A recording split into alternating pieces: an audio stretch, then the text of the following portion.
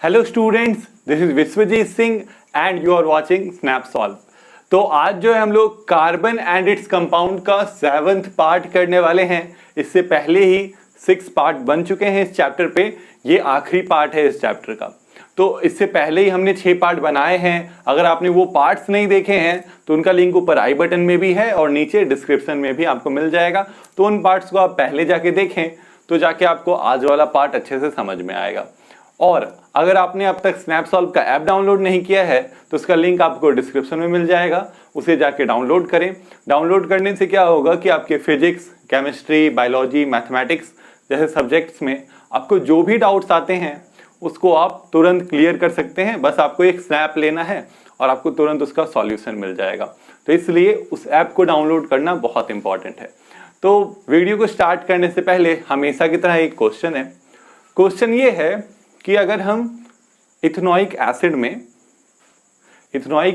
में अगर हम क्या डालें, सोडियम कार्बोनेट डाल दें तो कौन सा गैस रिलीज होगा। अगर आपको इसका आंसर पता है तो आप कमेंट करें, आंसर नहीं पता है तो वीडियो में बने रहें, लास्ट में आपको इसका आंसर मिलेगा। वैसे अगर आपने पिछली वीडियो देखी होगी तो आपको इसका आंसर जरूर पता होगा। तो वीडियो को स्टार्ट करते हैं। यहाँ आज हम बात करेंगे सोप्स एंड डिटर्जेंट्स के बारे में। सोप्स क्या होते हैं, सोप्स का क्लींसिंग एक्शन कैसे होता है, वो सब आज हम देखेंगे। और सोप्स और डिटर्जेंट में क्या डिफरेंस है ये भी आज हम करने वाले हैं। तो स्टार्ट करते हैं। सबसे पहले सोप्स, ठीक है। सोप क्या होता है तो यहाँ पे आपको उसका डेफिनेशन मिल जाएगा, सोडियम और potassium salt of long chain carboxylic acid. अगर आपको पिछली वीडियो में आपने देखा होगा हमने एक सोप फॉर्म किया था, अगर याद नहीं है तो याद कीजिए। आपने एक सोप वहां पे हमने फॉर्म किया था CH3COONA। देखिए यहाँ पे भी लिखा हुआ है, ये सोप फॉर्म किया था सोडियम एसिटेट।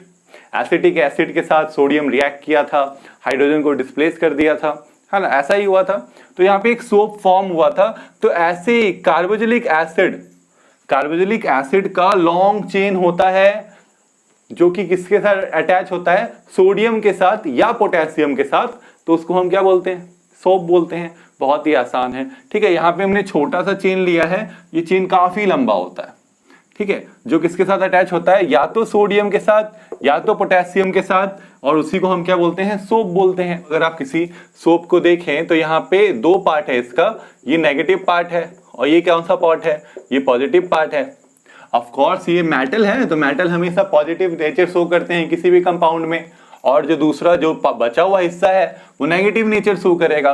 तो ये इसका जो आपका ये सर्कल है ये इसका पॉजिटिव पार्ट यानी मेटल को दिखा रहा है, सोडियम को या पोटेशियम को। और ये जो इस तरह से हमने शेप लिया है जिग जैग शेप, ये उसके नॉन मेटल को दिखा रहा है, मतलब नेगेटिव पार्ट को दिखा रहा है, ठीक है। CH3COO- को दिखा रहा है, ठीक है।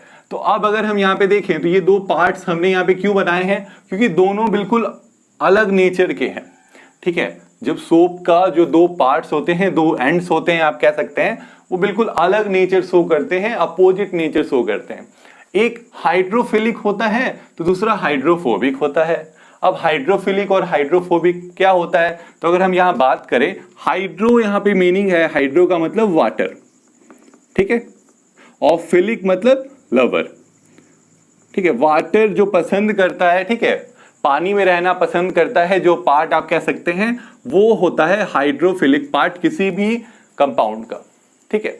अब फोबिया आपने सुना होगा, फोबिया मतलब डर, ठीक है। यहाँ हाइड्रो मतलब तो वाटर ही होगा, फोबिया मतलब डर, ठीक है। तो ये हेटर कह सकते हैं, वाटर हेटर है, ये पानी से दूर भागता है, ठीक है। और एक ही कंपाउंड में है, ठीक है, एक हिस्सा पानी की तरफ रहना चाहता है, एक हिस्सा पानी से दूर भागना चाहता है, ठीक है। ये सोप के 2 पार्ट्स हैं। तो ये 2 पार्ट्स मिलके क्या करते हैं, मिसल फॉर्म करते हैं इसको। ये देखिए यहाँ पे जो आपको दिख रहा है, मिसल फॉर्मेशन करते हैं, मतलब आपने पानी में सोप को डाल दिया, ठीक है।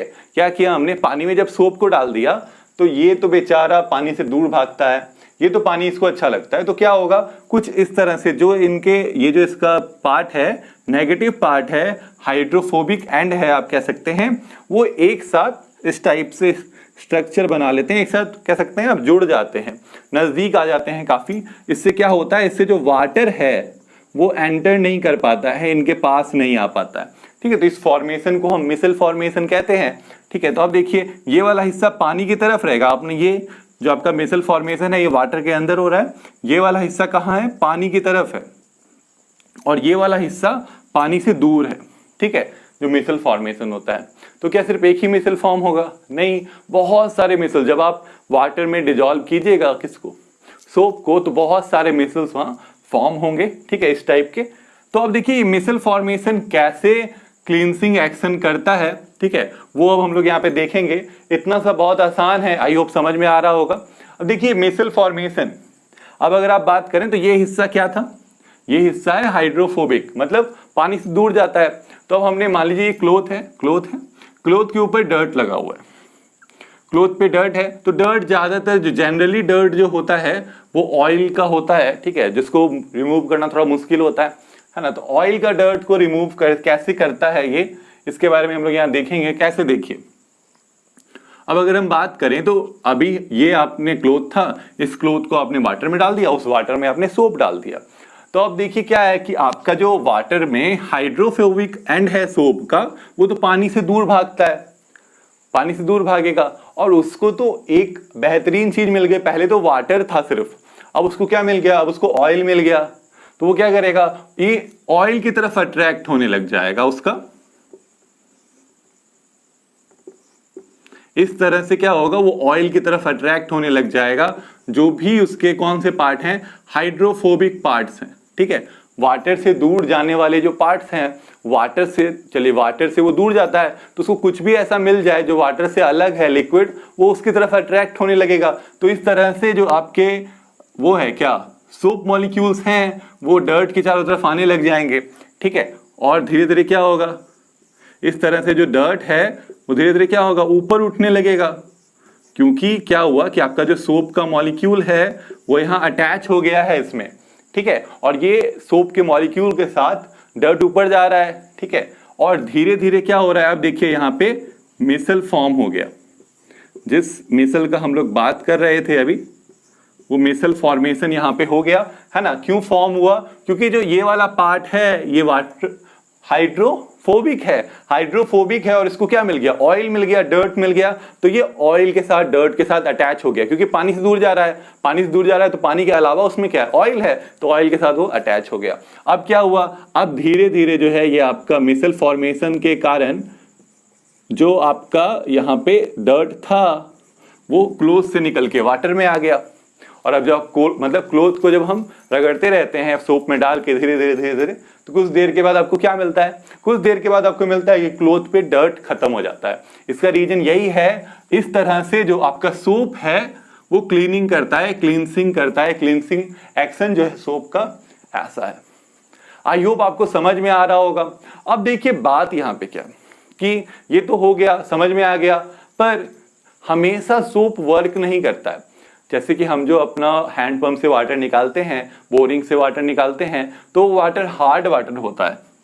ठीक है, वो प्योर नहीं होता है, वो हार्ड वाटर होता है, उसको हम हार्ड वाटर बोलते हैं। उसमें क्यों, क्योंकि उसमें कैल्शियम और मैग्नीशियम के सॉल्ट डिजॉल्व होते हैं।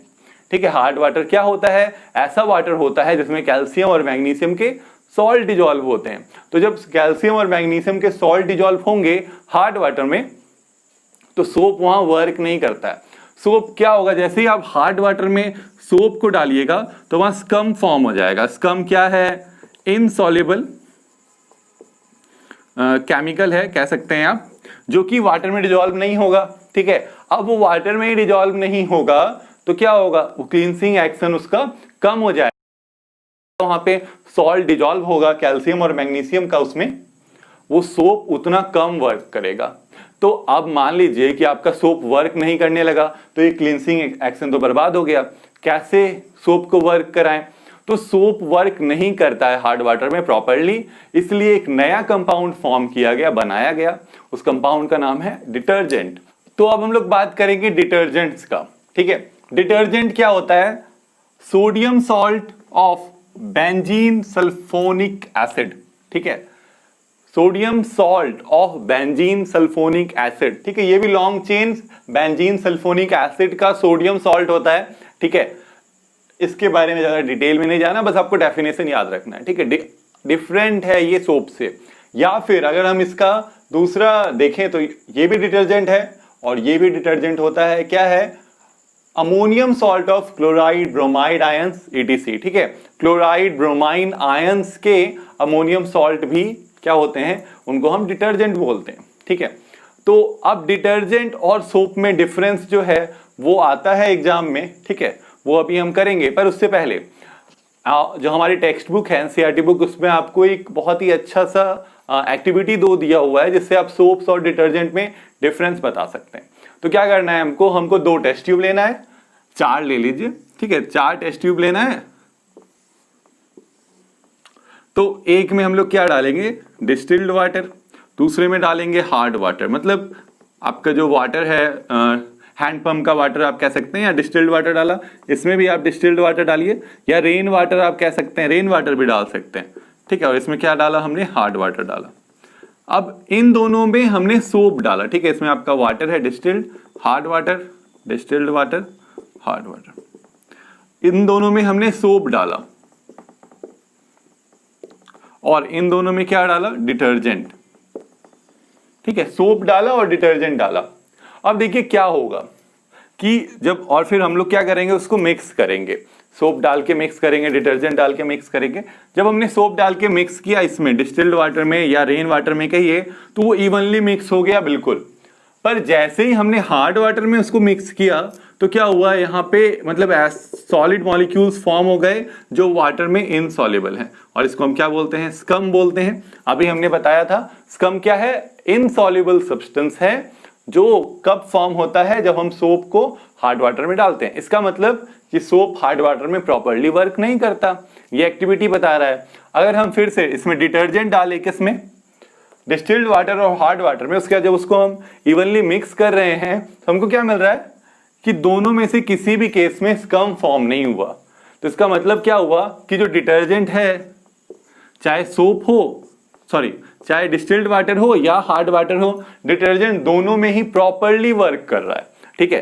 तो अब यहाँ पे आपको अगर मान लीजिए पूछ लेता है एग्जाम में कि एक एक्टिविटी बताइए जिससे कि आपको 2 केमिकल दिया गया है, एक सोप है और एक डिटर्जेंट है, उसमें से आपको पता करना है कि कौन सा सोप है और कौन सा डिटर्जेंट है। तो हम कैसे पता करेंगे, हम हार्ड वाटर ले लेंगे।